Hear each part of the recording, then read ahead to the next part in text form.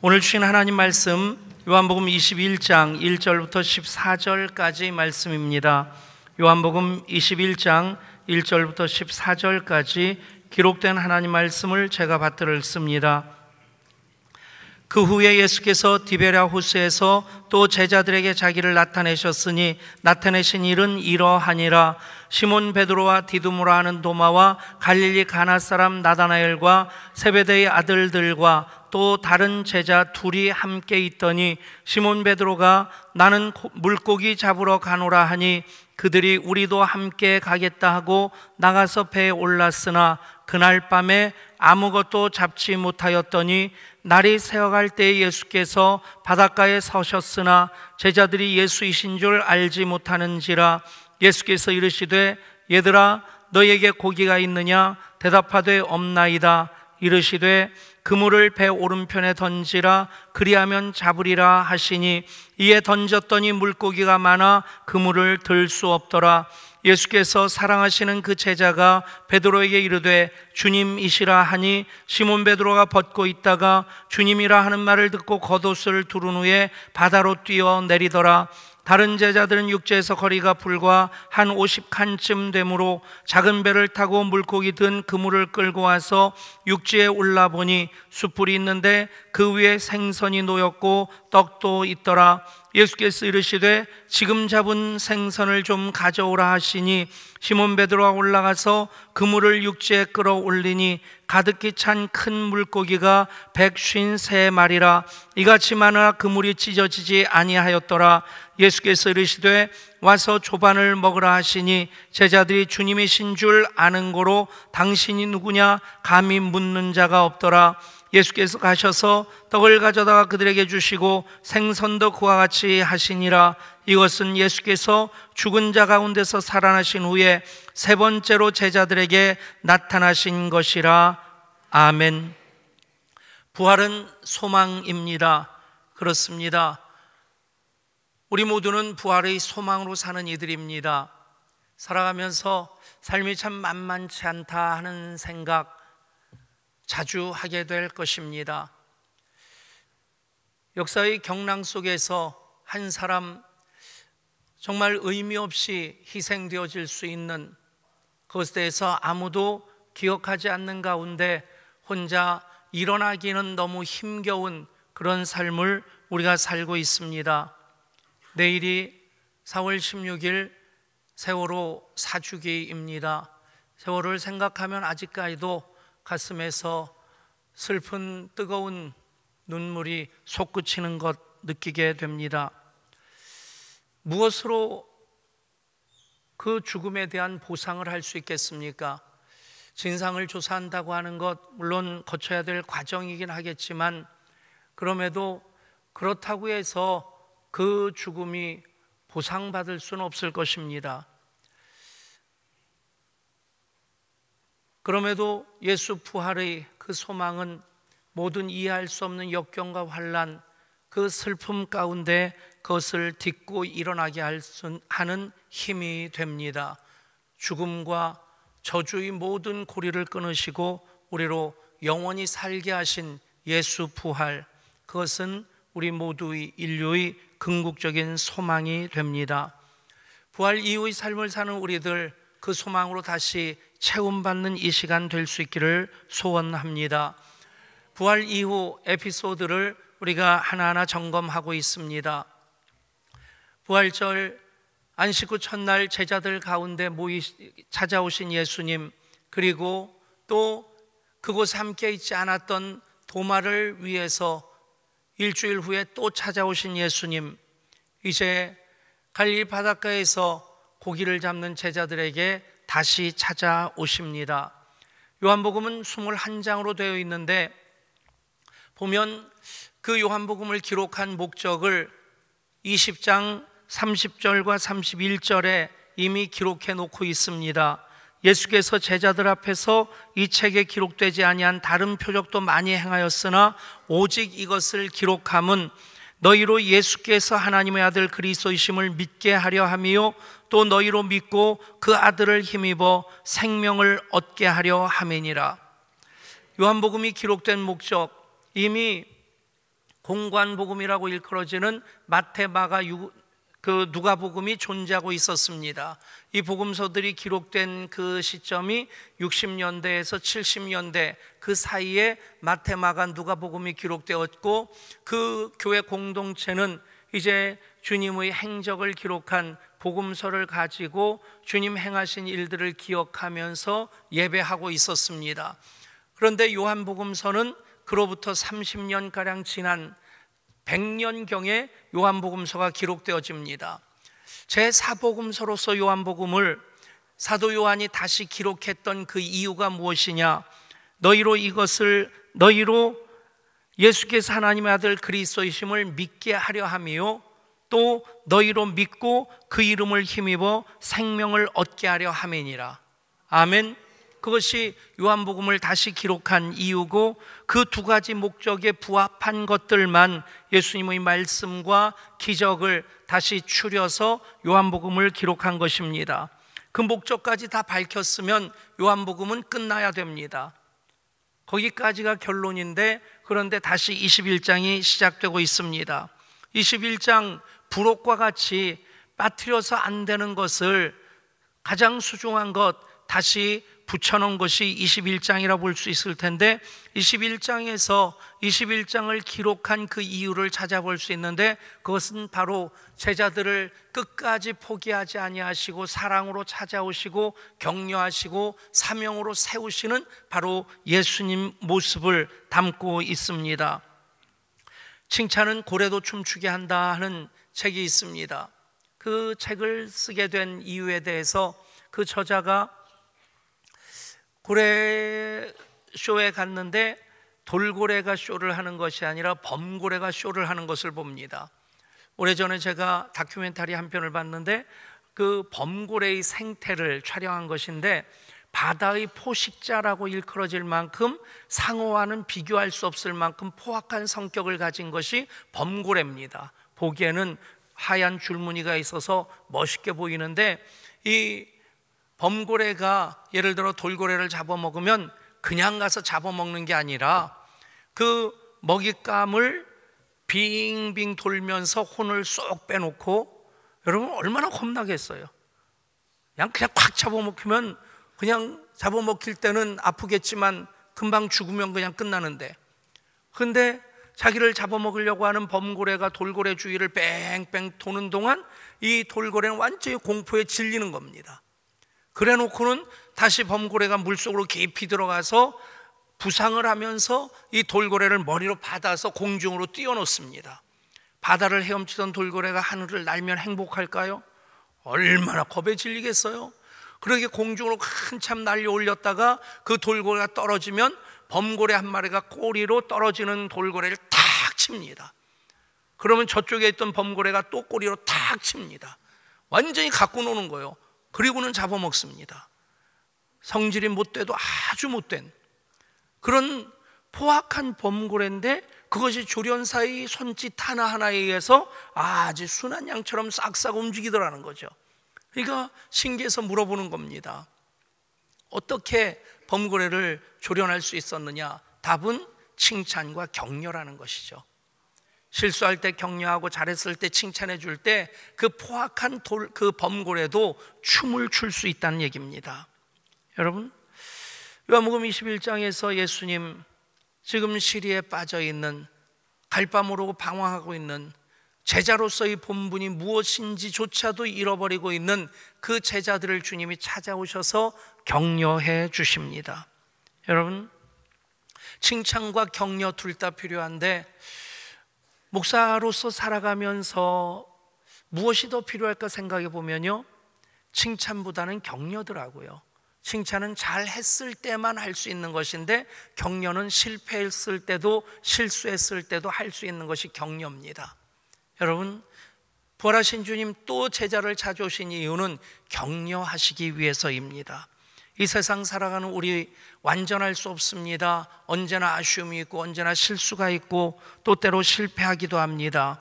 주님 또다시 찾아오셔서 위로하시고 격려하시는 주님이신 것 믿으시기를 바랍니다. 바로 그 모습을 21장에서는 기록하고 있습니다. 1절 말씀 봅니다. 그 후에 예수께서 디베랴 호수에서 또 제자들에게 자기를 나타내셨으니 나타내신 일은 이러하니라. 디베랴 호수, 갈릴리 바다의 다른 이름이죠. 디베랴 호숫가, 갈릴리 호숫가에서 예수님 제자들을 부르셨습니다. 그들이 고기와 그 배와 그물을 버려두고 예수님을 따르면서 제자로서의 행복한 그 추억, 그 갈릴리 바닷가에서 3년 동안 그들은 그 추억을 먹고 살았던 것입니다. 참 아름다운 기억으로 남아 있었을 것입니다.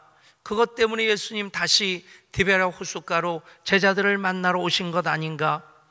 오래전에 성지순례를 갔을 때 물론 비아돌로로사라고 하는 예수님 고난의 그 십자가의 길 올라가는 것도 감동이었는데, 사실 그때는 너무 아쉬운 것이 양편으로 그 팔레스타인 사람들 그 가게가 쭉 늘어져 있고 가는 곳마다 1처, 2처, 3처 작은 동판으로 설명은 되어 있는데 예수님 십자가를 지고 올라가시는 그때의 그 분위기와는 전혀 다른 그런 곳에서 십자가를 묵상하는 것이 굉장히 힘들었습니다. 이번 10월 달에 여의도 제일교회와 함께 예담 공동체 교회가 같이 성지순례를 갑니다. 프로그램을 자체적으로 만드는데 그 비아돌로로사 올라갈 때는 우리가 새벽 기도하는데 얼마나 익숙합니까? 가게 문 열기 전에 새벽에 십자가 지고 올라가면 눈물 콸콸 쏟을 수 있을 것 같습니다. 예수님 십자가를 그대로 몸으로 느끼면서 마음에 담을 수 있겠다 싶고, 참 아름다운 기억으로 남아있는 것은 어디 그 유적지를 돌아본 것보다 갈릴리 호숫가에서 1박하면서 그 풍경이 참 아름다웠고, 그리고 선상에서 호수에 배를 띄우고 그 배 위에서 성찬식을 했는데 그 성찬식의 기억이 참 소중하게 가슴에 남아 있습니다. 10월 달에 그렇게 하려고 하고 그런 마음이 지금부터 기대가 되어집니다.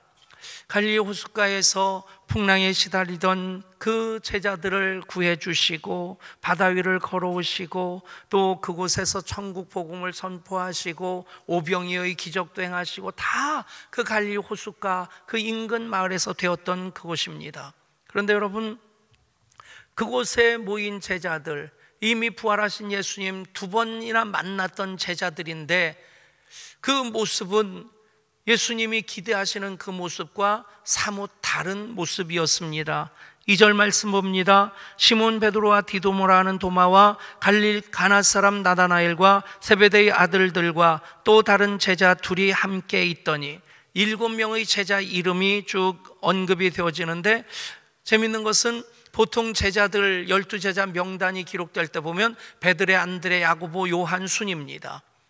그렇게 가는데 도마는 빌립, 바돌로메, 도마 7번째 아니면 8번째 순서에 나오는데 이번에 기록되어진 것은 2번째 나와요. 베드로와 그리고 디두모라 하는 도마와. 왜 그랬을까 싶으면 첫 번째 예수님 오셨을 때는 제자들 모였던 그곳에 도마가 같이 있지 않았습니다. 그 한 사람 도마 때문에 다시 찾아오셨죠. 지난주일 그 도마에 대한 얘기를 했던 것입니다.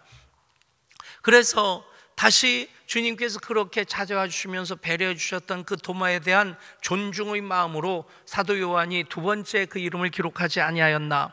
그런데 문제는 그 제자들이 모여서 뭐라고 얘기를 합니까? 3절 말씀 같이 읽습니다.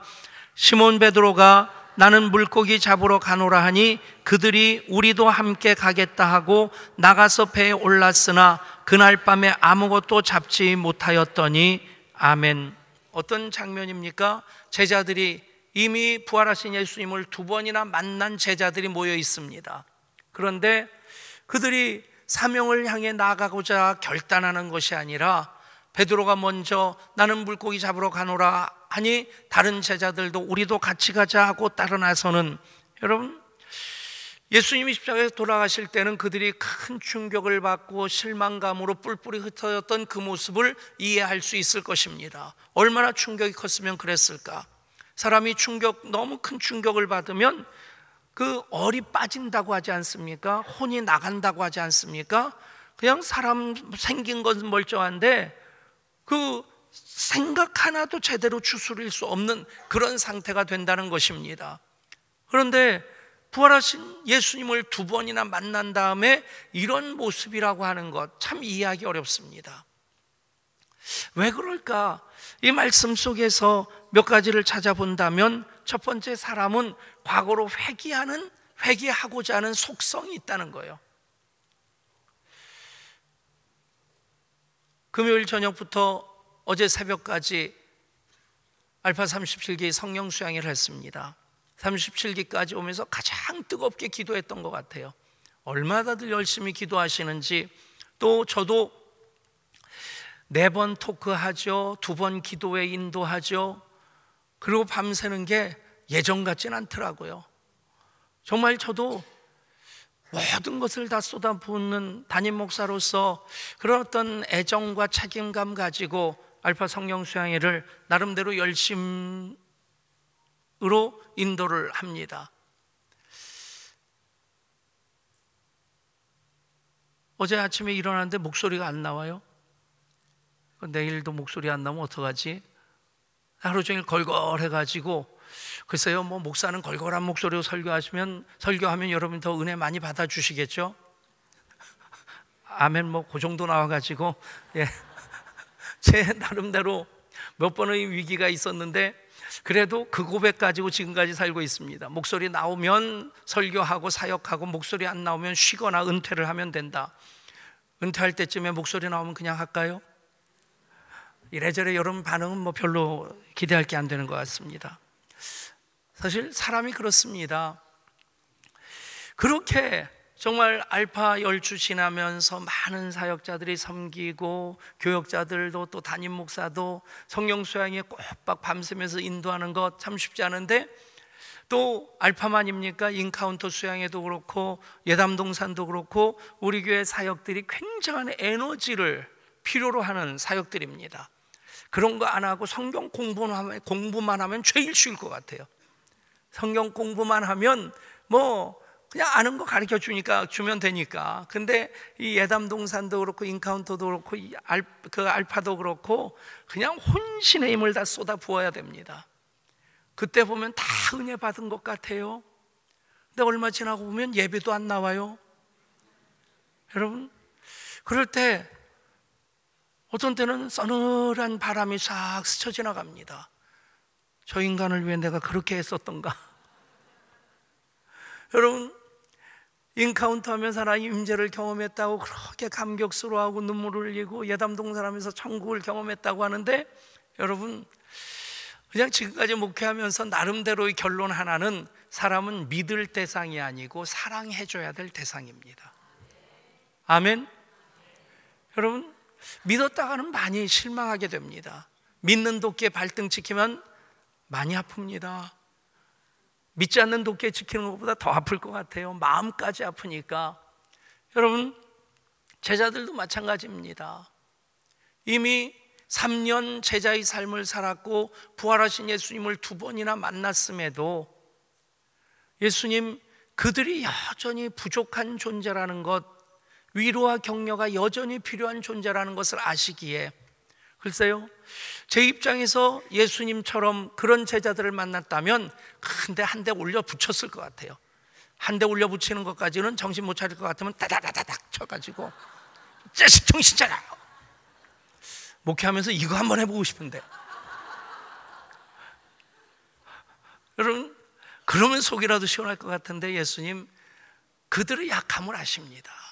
그들의 부족함을 아십니다. 그래서 또 찾아오시는 겁니다. 그 대상이 제자들만이 아니라 우리 모두의 모습입니다.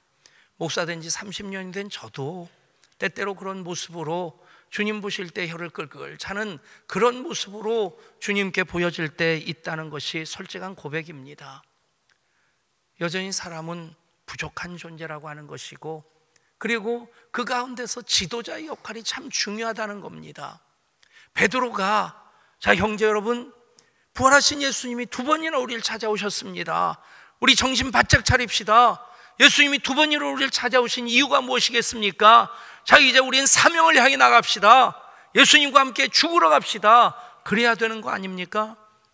그런데 지도자 위치에 있는 베드로가 나는 물고기 잡으러 가노라 하니까 다른 제자들도 우리도 물고기 잡으러 가겠다 함께 길을 나섭니다. 여러분, 한 사람의 지도자가 얼마나 중요한지, 한 사람의 목사가 목회 지도력으로 바로 서면 교회가 섭니다. 한 사람 목사가 휘청거리면 교회가 휘청거리고요, 한 사람 목사가 무너지면 교회가 무너집니다. 한 사람 대통령이 바로 서면 나라가 바로 서고요, 한 사람 대통령이 무너지면 나라도 무너집니다. 제가 갈보리 교회 부목사로 부임했을 때 그 교회가 굉장히 큰 환란을 겪은 다음이었어요. 1500세대, 제가 750세대를 이제 교구로 맡았습니다. 얼마나 많은지 먼저 부임해서 확인해야 될 것이 각 구역장마다 전화해서 구역 상황을 파악하는 것부터 해야 되니까, 구역장에게 전화하면 전화를 반갑게 받아주는 분이 있어요. 예, 제가 새로 일교구 부임한 백성훈 목사입니다. 그럼 목사님 잘 오셨습니다, 기다렸습니다, 그러는 분 보면, 그래서 구역 상황을 물어보면 다 남아있는 거예요. 근데 전화를 하는데, 예, 제가 일교구 부임한 백성훈 목사입니다. 그러면 목사님 전화하지 마세요, 저 다른 교회로 옮겼어요. 말을 해도 그때 참 그렇게 얘기하는지 모르겠어요. 그러면 예, 신앙생활 잘하세요. 그러고는 전화 끊고 그냥 뭐 기분 나빠도 어떡합니까? 제가 이제 구역 식구들 한 사람 한 사람에게 이제 전화를 해야 되는 겁니다. 전화해보면 어쩌면 그렇게 구역장이 무너진 구역은 구역 식구도 한 사람도 안 남아 있어요. 구역장 한 사람이 바로 서 있으면 구역이 그대로 존재하고 있더라고요. 목자 한 사람이 서 있으면 목장은 삽니다. 교사 한 사람이 서 있으면 다음 세대 삽니다. 사역 팀장들이 비전과 열정으로 서 있으면 그 사역이 삽니다. 여러분, 베드로 지도자 한 사람이 무너지니까 공동체가 무너지는 겁니다. 지도자가 긍정적이고 열정적인 건설적인 리더라면 그 영성으로 그 그룹이 움직여집니다. 그런데 지도자가 냉소적이고 비판적이고 부정적인 사람이라고 하면 그 안에 은혜는 온데간데 없어지게 됩니다. 또 하나, 이미 예수님 십자가에서 부활하셨습니다. 그런데 제자들은 아직 정신 못 차리고 있다는 얘기입니다. 정답은 무엇입니까? 성령이 임하셔야 됩니다. 아멘. 여러분, 성령이 임하시기 전까지 제자였습니다. 훈련받는 사람들이었습니다. 성령이 임하셨을 때 그들은 보냄을 받은 사도가 됩니다. 마찬가지입니다. 우리가 부활하신 예수님 만났다 할지라도 지금 제자들도 그렇지 않습니까? 2번 만났고 또 찾아오셨는데 엉뚱한 소리 하는 겁니다. 예수신 줄도 알지 못하는 겁니다. 그런데 성령이 임하시면 예수님을 그리스도로 고백하게 되고 하나님을 아빠 아버지로 부르게 되고, 아멘. 여러분, 믿음이 생명력으로 꿈틀거리게 됩니다. 여러분, 그래서 예수님 말씀하지 않습니까? 오직 성령이 너에게 임하기까지 너희는 이 성을 떠나지 말고 내가 약속하신 성령을 기다려라. 여러분, 다른 것이 중요한 것이 아니라 제자들은, 예수 믿는 우리들은 언제나 성령 충만해야만 합니다. 여러분, 예수 없는 인생의 모습이 무엇입니까? 3절 마지막 절이 아무것도 잡지 못하였더니입니다. 예수님 떠난 인간의 수고는 아무것도 아니라는 것입니다. 밤새 수고했는데 잡은 것이 없었습니다. 요즘 건물주위에 조물주라는 말을 하더라고요. 자영업자들이 뭔가 살아보려고 부부가 그냥 애써서 그 편의점도 하고, 요즘 뭐 최저임금 때문에 알바비까지도 줄이고, 알바생 이제 나가는 임금 줄이고, 직접 그렇게 잠자지 못하고 애써서 하는데 임대료가 천정부지로 올라서 어쩔 수 없이 문을 닫게 되는 그런 경우들. 오죽하면 우리나라가 현실을 조물주의의 건물주라고 하겠어요. 여러분, 그런 4층 5층짜리 건물 하나 목 좋은 데 자리 잡고 있으면 많은 것을 가진 인생입니까? 소위 스카이라고 하는 명문대학 들어가면 다들 부러워합니다. 본인도 어깨에 힘주고 다닙니다. 더더군다나 졸업하자마자 대기업에 취업을 했습니다. 그리고 계속해서 고속 승진을 했는데 40대 50대 어느 날 명퇴라고 해서 IMF 때 밖으로 밀려나게 됩니다. 여러분, 노숙자들 보면요, 소위 말하는 어려운 상황 속에서 잡초처럼 그렇게 살아남기 위해서 부들부들 떨면서 살았던 사람들은 노숙자 절대 안 됩니다. 어차피 잃어봤자 없었던 인생이니까 또 시작하면 되지. 그런데 명문대학 나오고 고속승진하고 펜대만 굴리던 사람들이 갑자기 직장을 잃어버리게 되면 그런 사람들이 노숙자가 됩니다. 여러분, 결국에 얼마만큼 재산을 가지고 있느냐, 얼마만큼 위치에 있느냐가 중요한 것이 아닙니다. 그것이 많은 것을 가진 인생이 아닙니다. 예수 떠나면 아무것도 없는 인생이 됩니다. 그것이 인간의 텅 빈 현실입니다. 슬픈 자화상입니다. 그런데 부활이 소망이 되는 이유는 예수님 또다시 찾아오셨다는 것입니다. 제자들이 밤새도록 그물을 던졌지만 아무것도 잡지 못해 낭망하고 있을 때 예수님께서 오셔서 희망을 주시는 것입니다. 4절 5절 말씀, 날이 새어갈 때 예수께서 바닷가에 서셨으나 제자들이 예수이신 줄 알지 못하는지라 예수께서 이르시되 얘들아 너에게 고기가 있느냐 대답하되 없나이다. 여러분, 날이 셀 때까지 수고했습니다. 새벽이 맞도록 그물을 던지고 또 던졌습니다. 그런데 다 잃어버리고 믿음도 잃고 빈손이 되었을 때, 그런데 그때는 예수님이 그곳에 계심에도 예수이신 줄 알지 못하게 되는 것입니다. 이게 인간 아닙니까? 내가 너무 사는 것 힘들 때는 예수님이 곁에 계심에도 예수이신 줄 알지 못합니다. 그때도 예수님 자신을 알아보지 못하는 제자들을 책망하시는 것이 아니라 오히려 말을 건네십니다. 얘들아 너에게 고기가 있느냐? 없나이다. 여러분, 주일에만 예수님 예배 드릴 때만 찾아오시는 예수님 아니고 우리가 살아가면서 힘들 때, 지쳤을 때, 휘청거리고 있을 때, 널브러져 앉아 있을 때에 이제는 더 이상 소망이 없다고 낙심하고 있을 때 그곳에서 예수님, 너희가 무엇을 잡았느냐? 너 괜찮냐? 아프진 않니? 여러분, 우리를 찾아오셔서 우리에게 말을 건네시는 분이십니다. 여러분, 어느 것이 어느 시점이 전환점입니까? 예수님이 이미 오셨습니다. 그런데 전환점은 예수님의 음성을 들을 때입니다. 여러분, 나에게 말을 건네시는 주님의 음성을 들을 수 있기를 축복합니다. 그리고 그 음성을 듣고 순종하면 물고기 잡은 것이 153마리나 되는 또 새로운 기적을 경험하게 됩니다. 6절 말씀 우리 한 목소리로 같이 읽습니다. 6절, 이르시되 그물을 배 오른편에 던지라 그리하면 잡으하시니 이에 던졌더니 물고기가 많아 그물을 들 수 없더라. 아멘. 여러분, 여러분들의 인생, 여러분들의 신앙이 이런 삶이 될 수 있기를 축복합니다.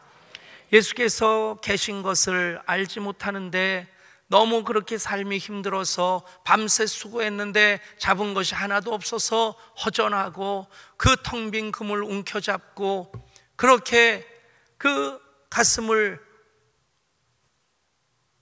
텅 빈 그 허전함, 어쩔 줄 몰라는 그런 상황에서 예수님 음성을 듣고 그 음성에 순종할 때에 배 오른편에 그물을 내리면 잡은 것이 심히 많게 됩니다.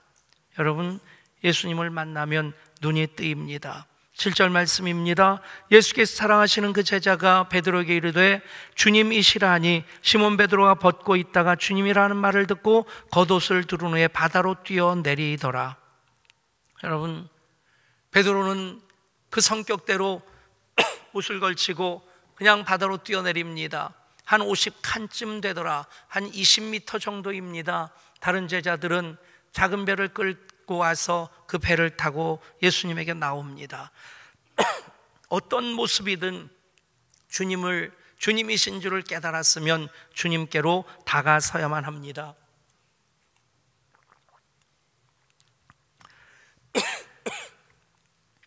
여러분, 그렇게 해변으로 올라왔을 때 그곳의 장면은 무엇입니까?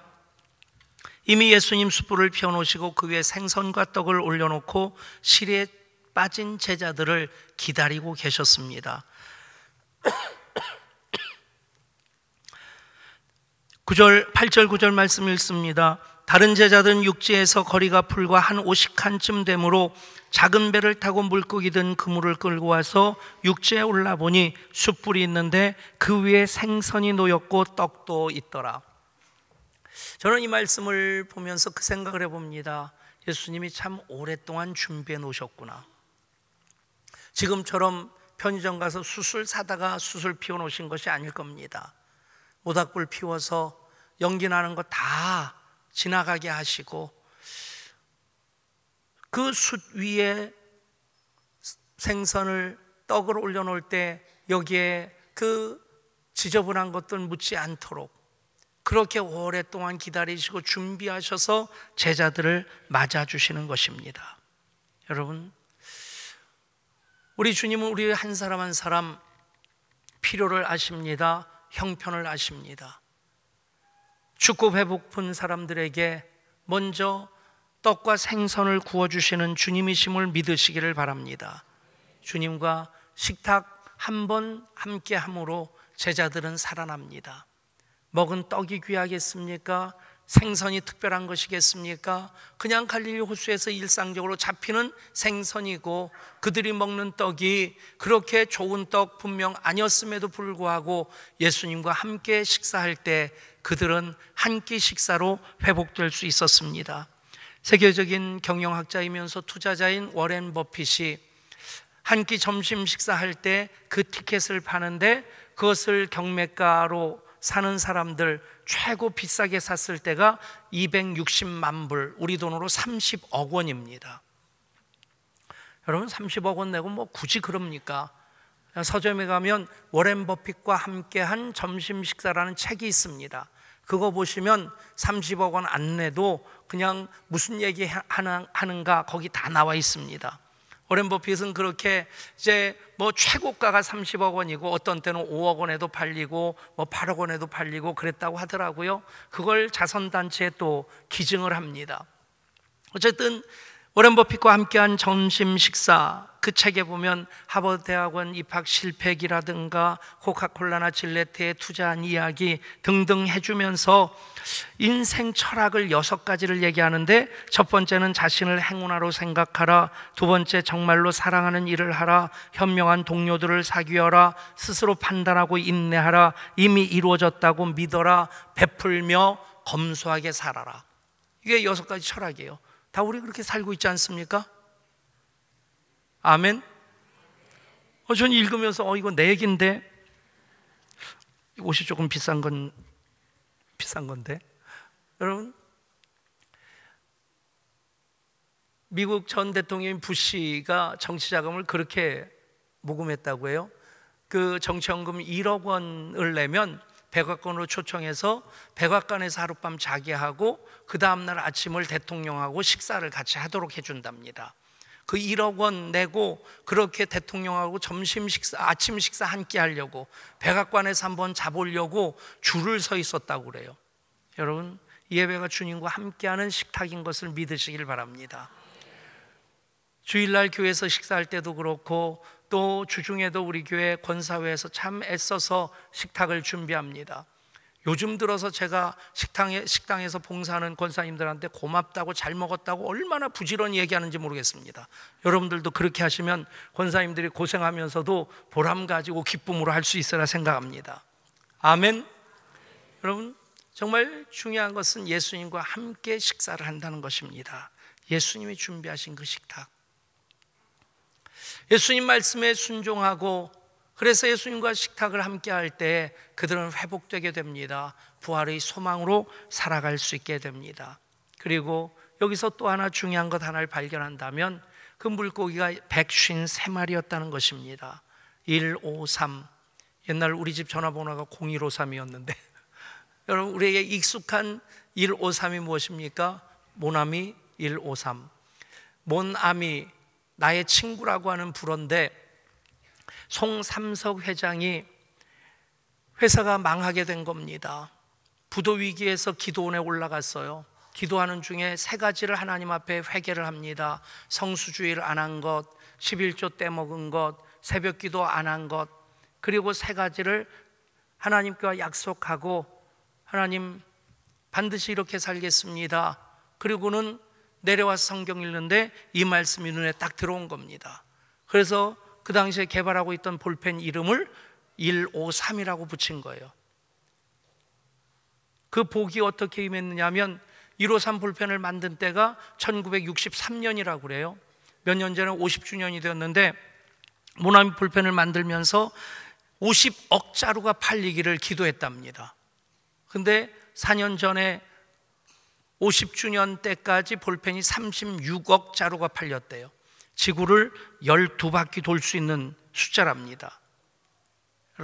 여러분들이 더 애용해 주시면 50억 자루 달성할 것 같습니다. 중요한 것은 무엇입니까? 말씀에 순종할 때 복이 된다는 것입니다. 그렇게 주님 먼저 위로해 주십니다. 그렇게 주님 먼저 격려해 주십니다.